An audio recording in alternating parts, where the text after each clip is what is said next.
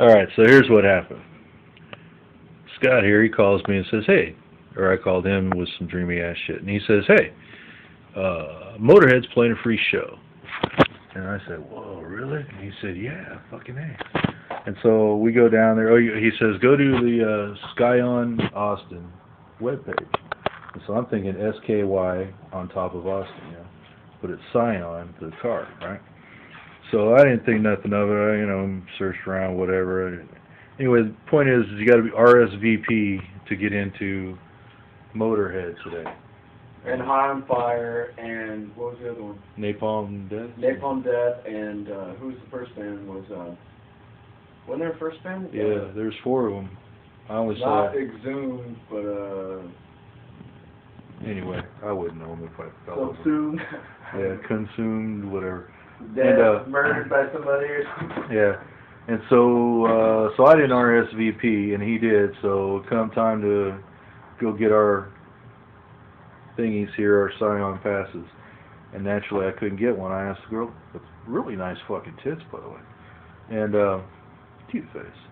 And I said, well, what about the people that didn't sign up, man, that, aren't on your list? And she said something to the effect of, you're fucked, SOL.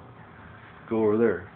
I'm like, well, what about when you get everybody in that's on your list? Are you going to let people in? She said no. Of course, she probably knew she had nice tits and grew up a fucking bitch, so I should have asked somebody else. So I'm standing there talking about this shit to this kid from Brazil, and he can't believe it.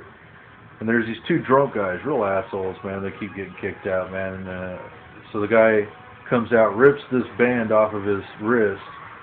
And so I said, hey, man, let me try that out. And he looks at me like he's going to beat the living shit out of me. I said, no, really, man, let me try that out. Because I don't think quick enough to be scared a lot of times. That's what I'm going to do. So he slaps it in my hand and walks off rumbling. So I start unfolding it. I'm looking at it. And I got it in pretty good shape, as you can see, And I went over to the ice cream truck. And he gave me a piece of this here tape, like black electrical tape.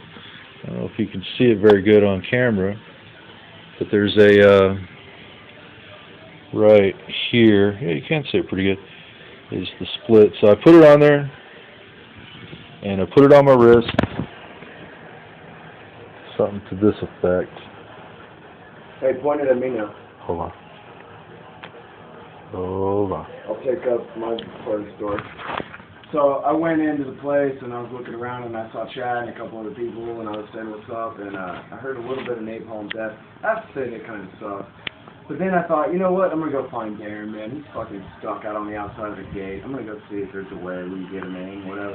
I start walking that way, but then this guy says to me, he says, hey, nice shirt. Not for the Ron Paul shirt, but because I was wearing a Chaos sweatshirt. And I said, oh, cool. And there's a whole group of guys from Chaos Radio who I've never met because we don't have our single studio anymore. Everybody does their shows from different places and shit. But so anyway, so I started talking with the Chaos Radio crew and shaking hands and talking and all that shit. And then Darren walks up. He's like, yo, check it out. I got it hooked up. All done. So what did you scored tape from the guy with the ice cream cone? Yeah, ice cream truck. Yeah. Oh, and so I go to the guy to give me this, and he looks at it. And, he never did check my ID, so I had that to distract him with. Plus, I picked him because he was talking to some fine-ass chick, and she was asking him questions. But when he looked at my wrist, he saw that this split. And then when she asked him something, he turned away for a second, and I turned it. I don't know if you can see that. I turned it enough to where he didn't see that split no more, and he put this here band over it. And I smiled. I walked in. No, I said something to the effect of, you're not going to check my ID? I'm old, right? He said, well, shit, if you're old and I'm older and, gerbil, and I really didn't give a shit what he was talking about. So I smiled and went on in, and that's how I got to see Motorhead. I guess that's where I should have interrupted you and started telling my part of the story. Yeah. I saw the Chaos Radio crew. It was kind of cool. They were like, wow, you're that guy that does the Anti-War Show, huh? Always wondered. Oh, shit. And that's how come we got all this fine footage of Motorhead. Yeah, I have to say that was a good ass show, man. Hell yeah, it was a fucking good show. I was all about the fucking filming, And then I, out of the corner of my eye, I was watching the show, but then I got my bearings and I got to where I could fucking dilly-dangle.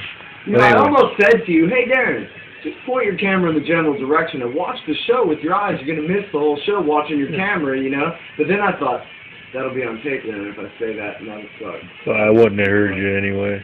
But yeah, you might could have. Yeah, but I'd rather have shitty audio and good video. Yeah. And so on and so forth. Anyway, I'm gonna stop the film. Y'all get the picture. Followed the flashing lights, and there were flashing lights on the way home. We didn't follow them. There were flashing lights on the stage? Yeah, there were. We kind of followed them, I guess.